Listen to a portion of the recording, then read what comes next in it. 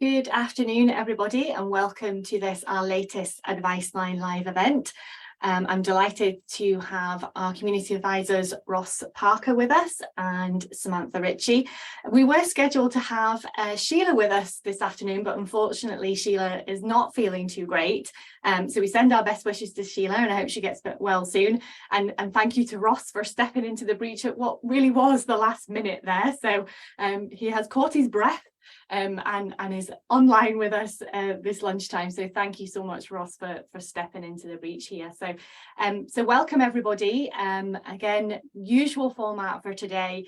Get your questions in to our advisors that they'll be able to pick up and answer as we go along. And thank you to those of you who have already submitted some questions for our team to answer. If you want to post a question, just pop it in the comment box underneath this event and we'll be able to pick it up from there. So Ross, Samantha, thank you again so much for joining us. So as I say, we've had some questions in already one of those questions is from a lady who's emailing or messaged in about her son. She says her son is 22 and looking for a job, and he is in employment at the moment, but he's looking for what sounds like alternative employment. He is being incredibly brave and telling his future employers that he is autistic. But he doesn't feel that he's kind of getting anywhere when he's putting those applications in, and obviously it's having a knock-on effect with his self-esteem, and he's getting quite down about it. He's also been told by the DVLA that he's not allowed to learn to drive. Obviously, we don't know the kind of ins and outs on that. So I think straight off the bat, probably worth getting in contact with the DVLA to chat through that in more detail. That's perhaps something that you know, without a little bit more information, we can't kind of answer, but we can certainly sort of pick up on the kind of employment aspect of this. So really, Mum's just asking, any advice, please, in terms of seeking employment? So, Ross, this is something that we talk about quite a bit with employers and with people, autistic people, through the advice line. So, what would be your advice to Mum on this one? Yeah, and I mean, just to cover the DVLA, we have had that inquiry a few times, and it is speak to the DVLA and see exactly what they're saying. And then once you've got some more information, please do come back to us and we'll see what else we can do for you. In terms of being autistic and disclosing your diagnosis to an employer, I'm autistic myself, and disclosing my diagnosis is part of the reason why I have this job that I have. So it can be really beneficial, and it's entirely up to you. Your employer may wish to know about it for positive reasons to help you get, for example, reasonable adjustments for your workplace to help you reach your potential in that workplace.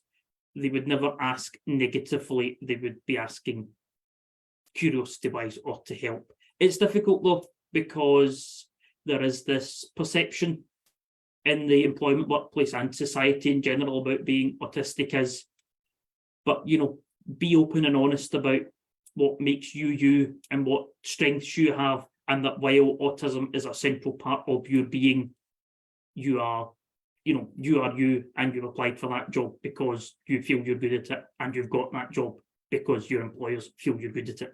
Mm-hmm.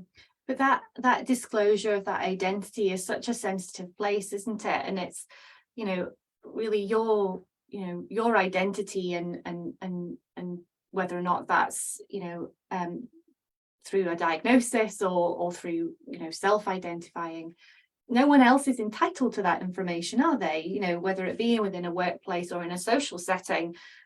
So, it is okay for him not to say that he is autistic, isn't it, Ross? Absolutely. Your identity is your information. You can do with it what you like. If you want to disclose it, that's entirely up to you. If you wish to keep that to yourself, then that's also entirely within your rights. Mm-hmm. It's whatever feels right to you.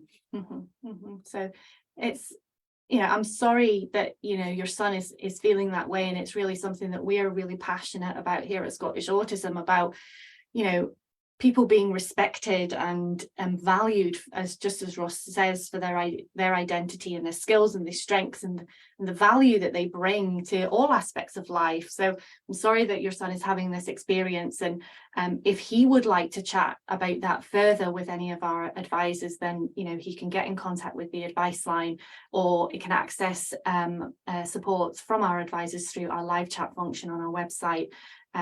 Just go on to our main website and you'll see the little icon, and I think it's the bottom sort of right hand side of the screen, and you can access that support that way. So very much about building up some of that confidence, and you are wonderful and you have I'm sure a lot of talent and skill to bring to any employer. So it's just sort of building up that confidence in that.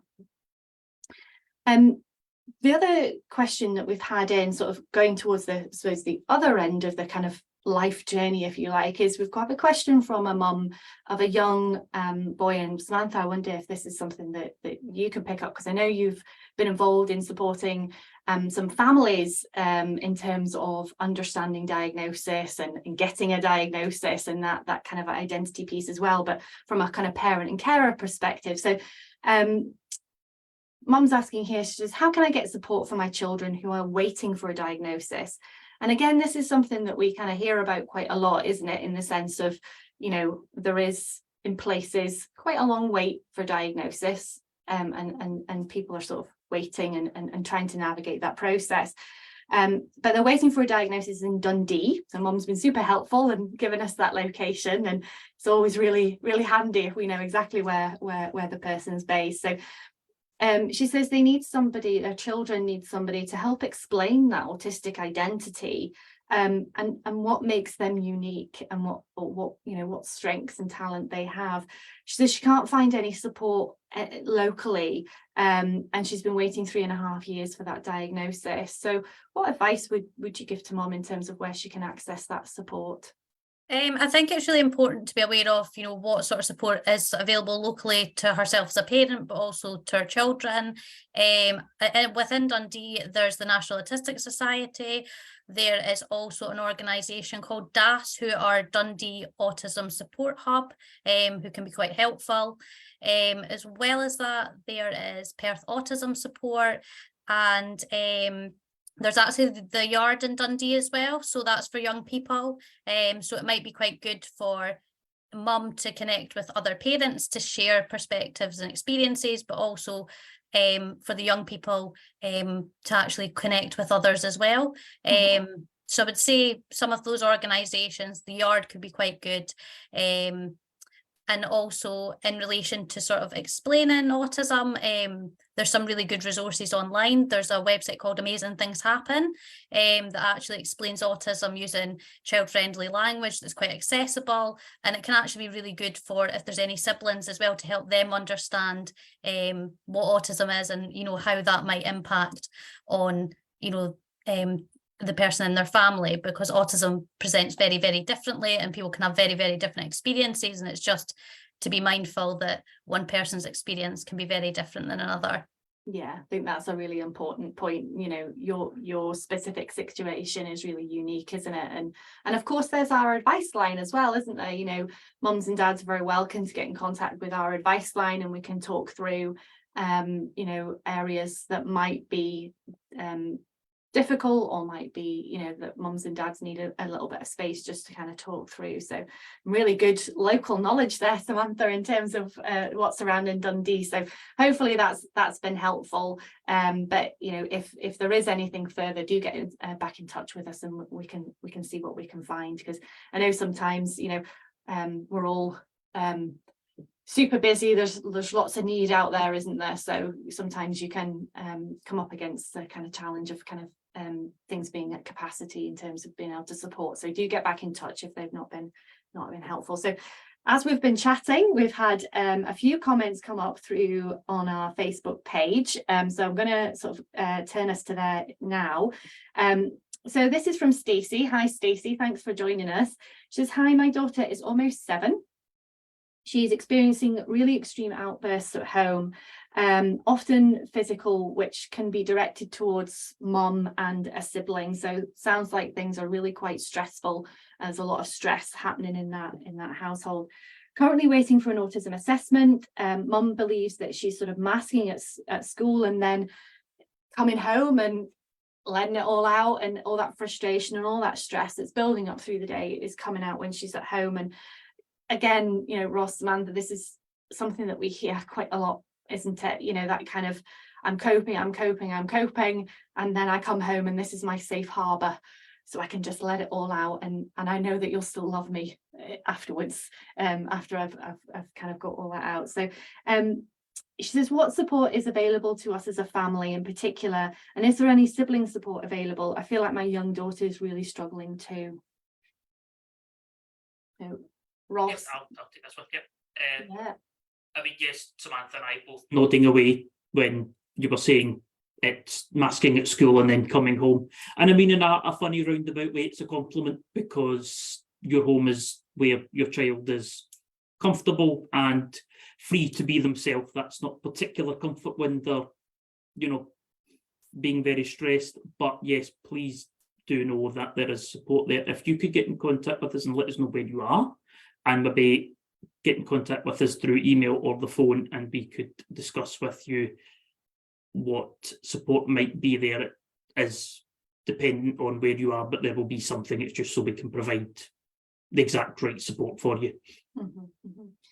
But I think in the kind of that sort of initial kind of post-school plan, it might be about trying to reduce as much of the kind of demand on your daughter as possible, in terms of, you know, and it's funny, I was chatting to a family last week about the same thing, and I said, you know, have we tried sort of having we don't say anything, you know, quite often, you know, when you pick your children up from school, it's, you know, hi, how are you, did you have a great day, you know, and you want to engage, you want to reconnect, you want to have those discussions. Sometimes it might be about sort of maybe leaving that to slightly later on, just trying to reduce some of those demands that are occurring. You know, can she go outside, jump on the trampoline, get rid of some of that frustration, run around the garden, those sorts of things. You may have already tried these types of things, but just trying to kind of reduce some of that stress that's occurring, because that's, you know, it's a bit like you know, I think a volcano is probably a really good analogy. It's, you know, it's all bubbling up under the surface, all this stress, and then it just, you know, it has to go somewhere at some point. But yeah, do let us know exactly where you are, because as Ross says, we can sort of give you some very specific kind of support that might be available. One organisation that does come to mind that are a bit more national is SIBS. SIBS do a lot of work and support for siblings, right from sort of childhood siblings up towards adult siblings as well, and they do have groups around about. You can access all that information on the SIBS website, and they can let you know sort of where their groups are and things like that. But again, they have, as Samantha said in the previous answer, lots of resources and things like that are very accessible to young children. So it might be worth kind of exploring that a little bit. We have another question here from Karen, again, another little 7-year-old, and in this case it's a 7-year-old little boy. So she's taken her son out of school as it was so stressful for both of us trying to get him to actually go into the school, when he'd be there for an hour and then become quite distressed. I'm just wondering how I can go about applying for him to go to other schools. Samantha, is this, you come from a kind of education background, so this feels like it's sort of speaking to your skills. Yeah, in terms of looking at other schools, I think it's about, you know, speaking to the current school that, you know, he's part of, looking at filling out a placement request as well, because it depends on, you know, what's available in terms of, you know, the local authority you're in, and, you know, what sort of provisions they have available. Because for some children, they can be part of a mainstream class, but they have opportunities where they will sort of go into different areas to work, and that works quite well. So I think it's just you know, looking at speaking with the school that he has been at, and then looking at, you know, locally what is available, and having a chat around that sort of provision. I would also speak to Inquire. So they are the Scottish Advice Service for Additional Support for Learning. They can be really, really helpful. So they'll be able to point you in the right direction in terms of where you are, and, you know, in terms of what you can expect as well. And if you're looking for advocacy for your young person, Salvesen Mindroom can be really, really useful, because they can support children and young people up to the age of 25, and they can also support parents too, you know, in terms of what to expect at meetings and things like that. So all that can be really, really helpful, because I know it's a lot to think about, and there's, you know, there's a lot to consider as well, and it's good to have someone there that can support you through that process. I think that can be really helpful. And in terms of sort of parents sort of, you know, reaching out to schools, you know, that's perfectly a valid kind of option as well, isn't it? You know, reaching out to some schools in, you know, in your local area, that and asking them about what their provision is. I'm not saying that it would automatically translate into your child being able to get a place there, but at least you being able to come to those meetings with some suggestions as well can be sometimes quite helpful as well, can't it? Yeah, because you can ask schools, you know, if you ever have a conversation with the head teacher, you know, some schools you'll be able to, you know, even as a parent, have a little walk around that space, see what that looks like, because sometimes bringing your child into that space, if they then see it and they like it, then they can think, right, I'm going here, and then it might not end up being the right thing. So sometimes it's better as a parent to actually have that conversation yourself first of all, and sort of assess all those options before putting those options forward to your child, just so then your child knows exactly what they're doing, so there's to tease a bit of anxiety around that as well. Yeah.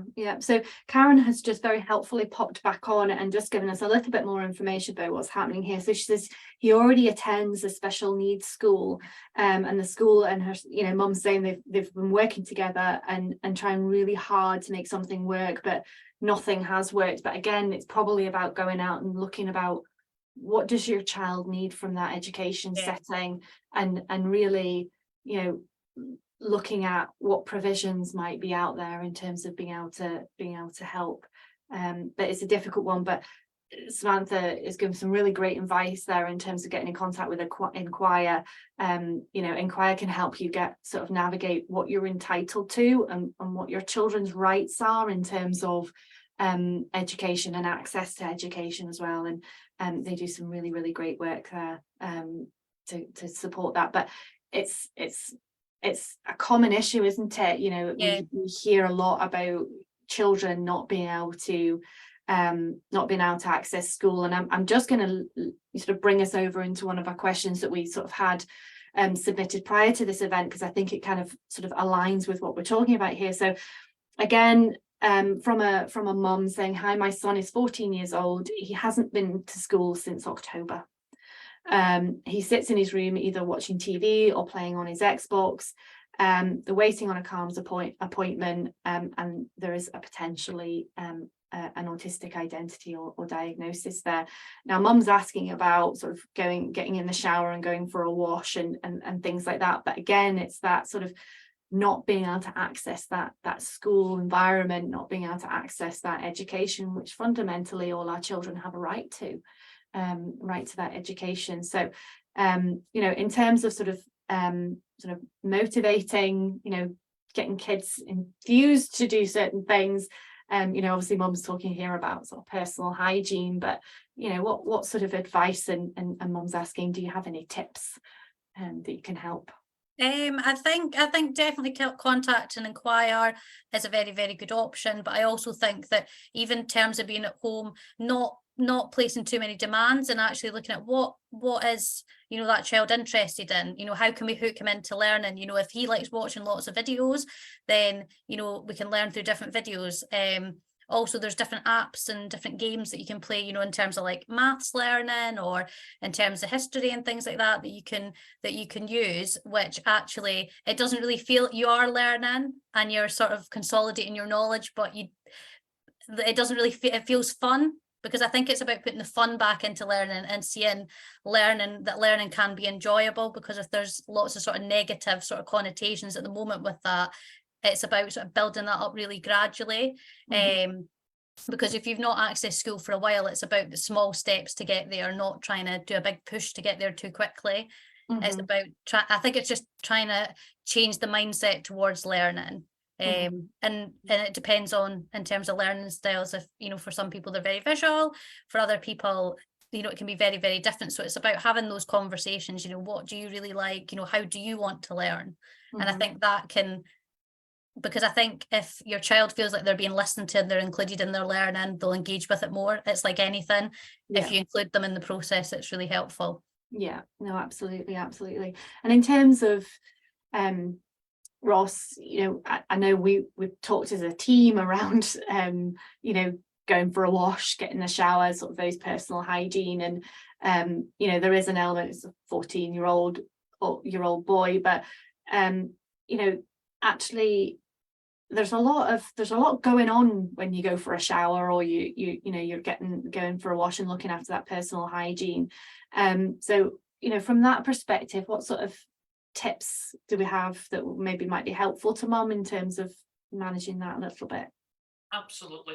And, you know, as Joanna points out, it's worth remembering he's a 14-year-old boy. So 14-year-old boys, autistic or not, will do these things. But yes, washing, we kind of do it every day. But there's the heat of the water, there's the sensory process of the water hitting your head. There is the smell of shampoos. There is the actual feeling of being wet. So, you know, it's worth thinking about. Is there a sensory issue there as well? And there can be things like odour-free shampoo, dry deodorant, dry shampoo, and it's maybe worth having an investigate in these things and working out, you know, is there more to it than a lack of motivation? And is there, again, especially with the hormones changing and him growing up, has there been something that's, you know, become more pronounced? Yeah, I think it's sort of going through that what we might call in our sort of realm a kind of sensory audit of that bathroom environment. And you know, bathrooms can be quite difficult spaces. They tend to be very echoey, don't they, because there's lots of tiling and things like that, so sound ricochets off. And as you say, you know, that feeling of the water you know, kind of falling on you, and so it's probably worth, and again, you know, mom, if you want to get back in touch, then, you know, we can talk you through how you can sort of have a look at that space and spot out, but also as well, you know, how you can maybe start having that conversation with your son around, actually, is there something in that space that means that it's not a particularly pleasant experience? Because we're all drawn away from things that are not pleasant. You know, our motivation to carry those tasks out is obviously going to be very minimal. And you know, if for him, if he's sort of playing on his computer and by his, you know, kind of thinking, I'm not going to see anybody else today, so why do I need to wash? Because I wash if I'm going outside and I'm going to see other people. So it might be just, you know, starting having that conversation with your son. So hopefully that's been helpful. I'm going to turn us back to the comments underneath the post. We've had lots come in today, so thank you so much to everybody that's watching.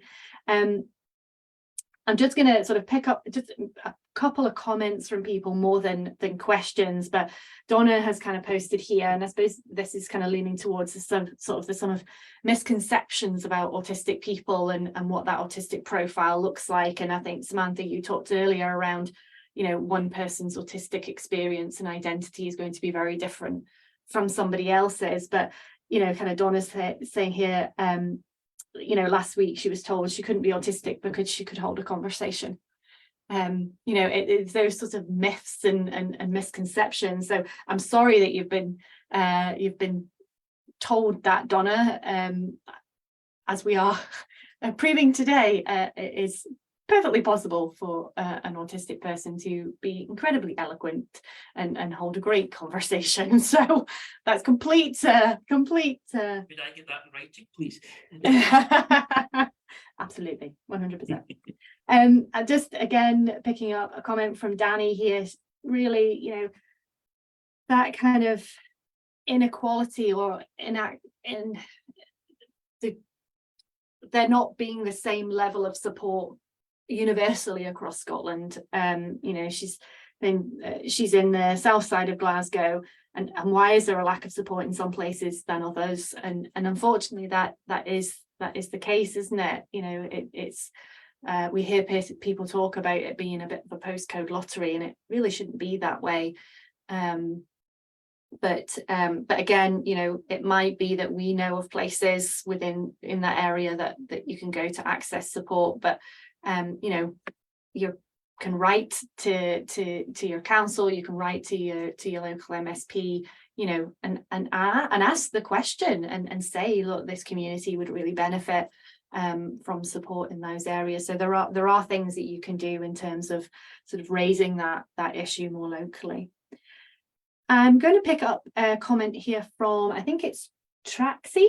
Apologies if I have mispronounced that. It's very small writing on my screen, but she says, is there any support for partners who are married to an autistic person?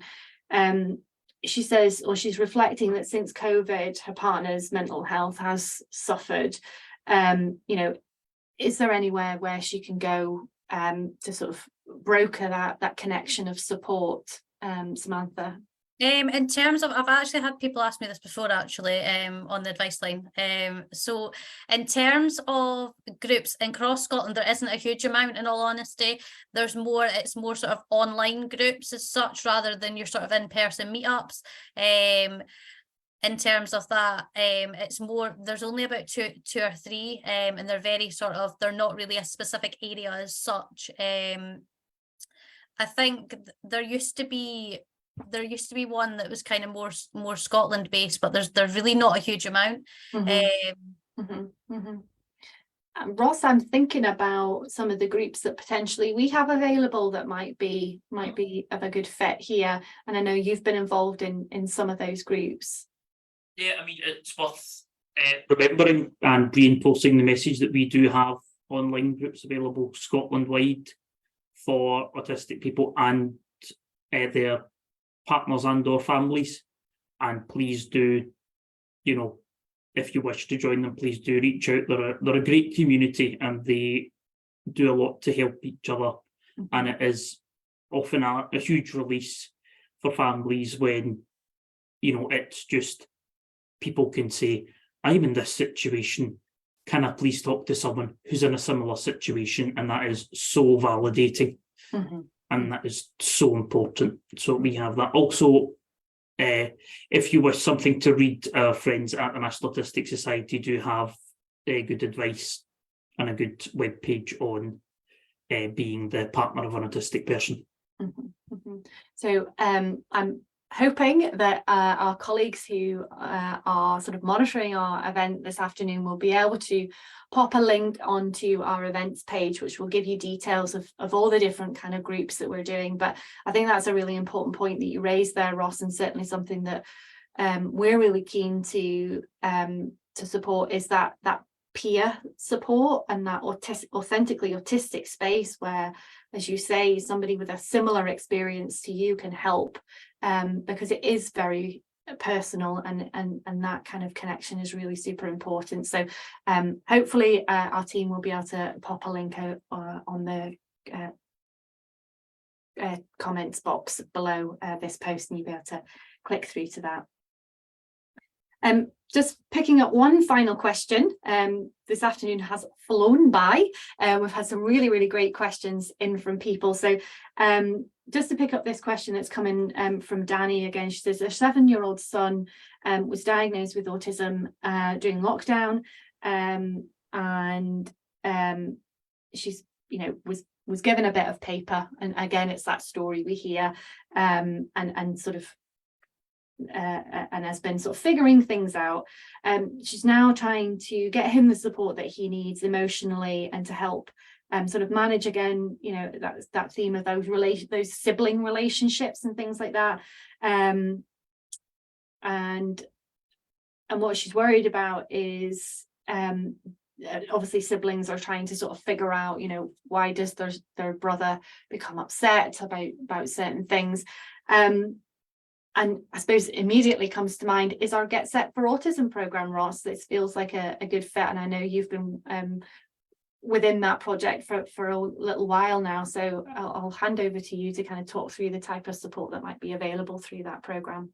Yes, I mean, Get Set is there. That is a programme where you would meet one of our community advisors over usually 4, but sometimes can go up to 6 sessions, where you could meet with us usually once every 2 weeks, but that is dependent on your availability and how you wish the programmes to work. We are very flexible, whether it be over Teams, Zoom or a phone call, and you could work with the community advisor, as I say, one-to-one, or you and your partner with the advisor, if that's what you wish to do, to work out exactly what support you need, how you can support, and how to put things, scaffold things in place going forward, whether that be school, whether it be at home, eating, sleeping, are often our common ones, but it can, of course, depends on the individual, and every session is very different. Let's say difficult, very different, and that's what makes it so rewarding a programme for both us as advisors and for the families that take part. Mm-hmm. And to get in, you know, if you're interested in joining that program, as I say, there's no cost to it at all, and the pace of the program can work with your life. So the support is there for you, and for you to use that how you feel that you would find that helpful. You can get in touch with our advice line, either by emailing in or by giving us a ring, and we'll be able to connect you with one of the advisors in that program. But it is specifically for that kind of post-diagnostic journey, as you say, just figuring things out, and it's a safe space, it's a confidential space between you and the advisor, you know, to talk through things and to support you and to really kind of be, as Ross says, that kind of scaffold of support around you. I'm just going to pick up one final question here, because I think it's an important one, and I know it's something that we've talked about a little bit, and that's around benefits. Now, there have been changes to the way benefits are administered in Scotland, and that's, you know, some questions that have come up around that. So again, this is from another parent. She says, where do I go to get help to get my son any benefits he's entitled to, and how to get help to get him into employment? He's 19 and unable to do any of this himself. So again, you know, there has been some changes to the way benefits are administered in Scotland, with, you know, Social Security Scotland starting to take on more of the kind of administration of those benefits. And I know we've worked with Social Security Scotland in terms of their inclusive, the way they're supporting and being inclusive of different need. And I know they have a specially trained team of advisors that can specifically work with people who may need a different style of communication, or may need things explained to them in a different way, and you can access the support that they have available through the Social Security website. So again, we've worked with them, they've really taken their time to think about that with a great deal of thought. But in terms of getting him into employment, Samantha, again, that's one of the questions that we get asked about, isn't it? About how, you know, where do you start with that? I think it's being aware of what employment organisations are out there, because I think if you're someone just coming in as a parent or an autistic adult, it's sometimes hard to know where to actually go, because there's organisations like Fair Start Scotland, there's Enable that can support, there's Skills Development Scotland as well.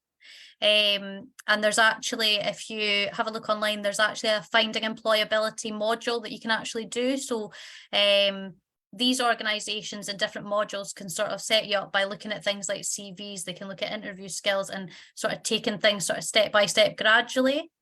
The other thing that I would suggest is that, and it's not for everyone, it depends on personal sort of preference and what your needs are, but sometimes actually engaging in a bit of supported volunteering can be really, really helpful, because it allows you to try out different roles and kind of figure out exactly what you want to do, because sometimes when you go into employment, you don't actually know what you want to do until you try things.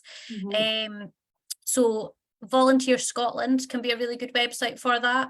And you know, that can be really, really helpful because it can allow people to try things out, and there's not a pressure of committing to a job role and feeling like you need to follow it through. You can try it, and if it's not the right fit, that's okay. You can go and try something else. So I think it's just really being aware of what organisations are there, and that, you know, you can do a bit of volunteering as well to find out what it is you like and dislike. Yeah, great advice, great advice. So thank you so much, Ross and Samantha, for your time this afternoon. And I am just going to end us on one lovely comment from Heather Bishop. And thank you, Heather, for your comment. She says, I had support from a community advisor for my son, and I just want to say thank you. It was great to get that support. So thank you very much. And that comment is obviously for Ross and Samantha, who are part of our community team. They are a small team, but they will do their very best to support, guide and advise anybody, whether or not you're an autistic person, you identify as being autistic, you're a parent, carer or a professional who has questions. It's a safe space, it's a confidential space, you know, so do get in touch with them. I know I'm slightly biased, but they are fabulous. And as I say, they will do their very best and quite often go above and beyond to help as many people as they possibly can. So thank you so much, Heather, for your final comment there. I know that will mean a great deal to the team to hear that you've had such a positive experience. Thank you again to everybody who's joined us. Thank you to everybody who's posted a comment, asked a question. Do keep an eye out on our social media channels for our kind of future events that we've got coming up. We've got quite a busy programme as we go into the summer. My colleagues, I see, have posted a link to our online sort of groups and events that we run. So do check that out if you're interested in taking part. And please join us again on our next Advice Line Live Q&A. So thank you very much, everybody, for joining us this afternoon.